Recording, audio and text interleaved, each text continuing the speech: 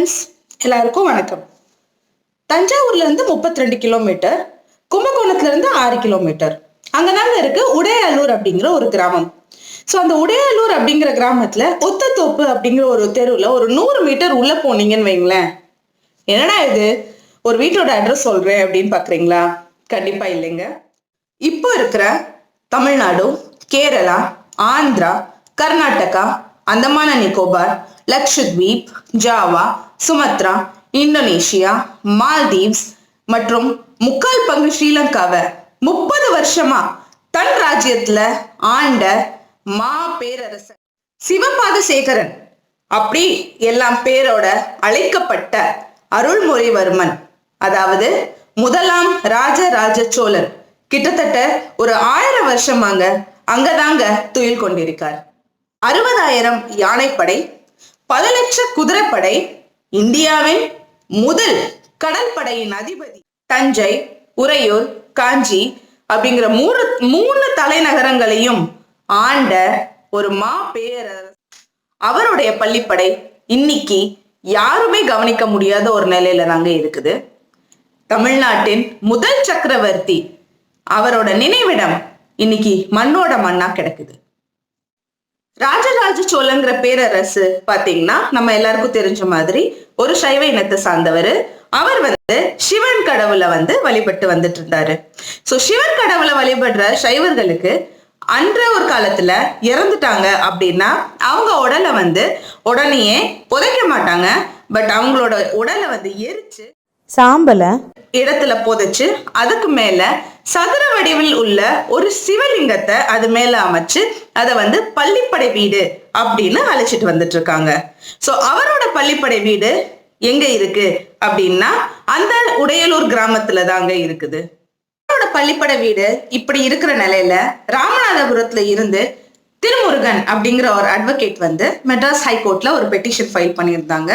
அதுல அவங்க என்ன ரெக்வெஸ்ட் பண்ணியிருந்தாங்க அப்படின்னா, இது அவரோட சமாதிக்கு ஒரு மணிமண்டபம் கட்டணும் அப்படிங்கிறதாவும், அது மட்டும் இல்லாம மகாராஷ்டிரால சத்ரபதி சிவாஜிக்கு கட்டிட்டு இருக்கிற ஒரு பெரிய ஸ்டாச்சு மாதிரியும், குஜராத்ல அமைக்கப்பட்ட சர்தார் வல்லபாய் பட்டேலோடைய மிகப்பெரிய ஸ்டாச்சுக்கு அடுத்ததாக தமிழ்நாட்டுல நம்மளுக்குரிய பெருமையான ராஜராஜ சோழருக்கு ஒரு பெரிய ஸ்டாச்சு கட்டணும் அப்படிங்கிறதையும் அவர் கேட்டிருந்தாரு.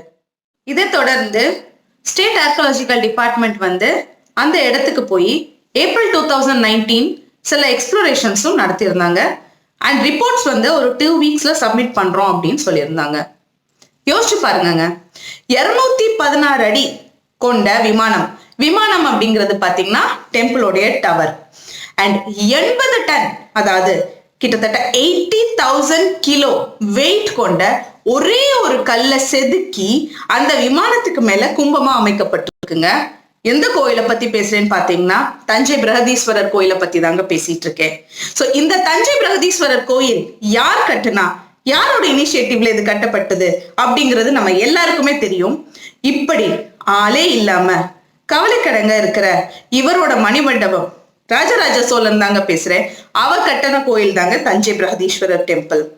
சோ கோயிலும் பாத்தீங்கன்னா பல ஆண்டுகளுக்கு முன்னாடி இப்பவும் இன்ஜினியர்ஸ், ஆர்கிடெக்ட்ஸ் எல்லாருமே பிரமிச்சு போற ஒரு விஷயமாவும், இதை எப்படிதான் கட்டியிருப்பாங்க அந்த காலத்துல அப்படின்னு ஒரு ஆச்சரியப்படக்கூடிய ஒரு விஷயமாவும் தாங்க பேசிக்கிட்டு இருக்கிறோம் நம்ம தஞ்சை பிரகதீஸ்வரர் கோயில். சோ இந்த கோவில் முழுக்க பாத்தீங்கன்னா கிரானைட் ஸ்டோனால கட்டப்பட்டிருக்கு. சோ கிரானைட் ஸ்டோன் அப்படிங்கிறது இப்பவுமே பாத்தீங்கன்னா செதுக்குறதுக்கு அவ்வளோ மெஷினரிஸ், அவ்வளோ டெக்னிக்ஸ் இருக்குது. பட் அந்த காலத்திலேயே இதை எப்படி செதுக்கி இந்த கோயில் முழுசா அவரோட இன்ஸ்கிரிப்ஷன் பத்தியான ஹிஸ்டரி டாக்குமெண்ட் பண்ணப்பட்டிருக்கு. சோ இந்த கோயில யுனெஸ்கோ ஒரு வேர்ல்ட் ஹெரிட்டேஜ் சைட் அப்படின்னு அறிவிச்சிருக்காங்க. இந்த கோயில்ல நம்ம எல்லாருக்கும் தெரியும், இன்னைக்கு அதாவது 5 பிப்ரவரி 2020 கிட்டத்தட்ட 23 ஆண்டுகளுக்கு அப்புறம், இதுக்கு முன்னாடி 1997ல தாங்க இந்த கோயிலுக்கு கும்பாபிஷேகம் நடந்துச்சு.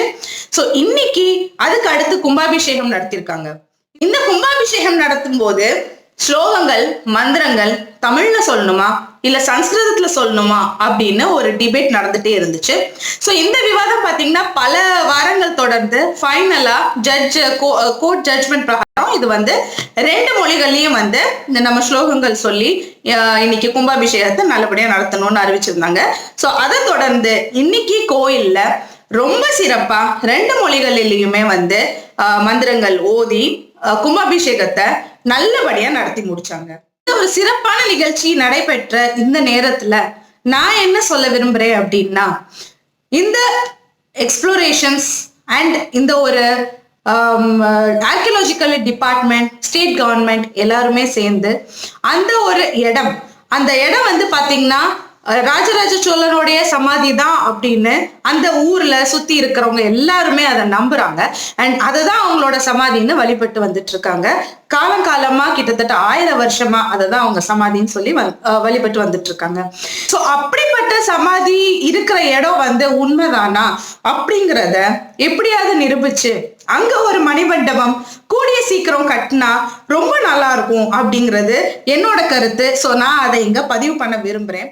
அந்த பிரகதீஸ்வரர் கோயில பாத்தீங்கன்னா இன்னமும் எல்லாரும் பிரமிச்சு போய் பாக்குற அளவுக்கு ஒரு திறமையான ஒரு ஆர்கிடெக்சரல் ஒரு ஐடியாலஜியோட கட்டுன அப்படிப்பட்ட ஒரு பெரிய மன்னருக்கு வந்து ஒரு மணிமண்டபம் டிசர்வ் பண்ணுவாரு அப்படிங்கிறது என்னோட கருத்து. நான் இங்க பதிவு பண்ண விரும்புறேன்.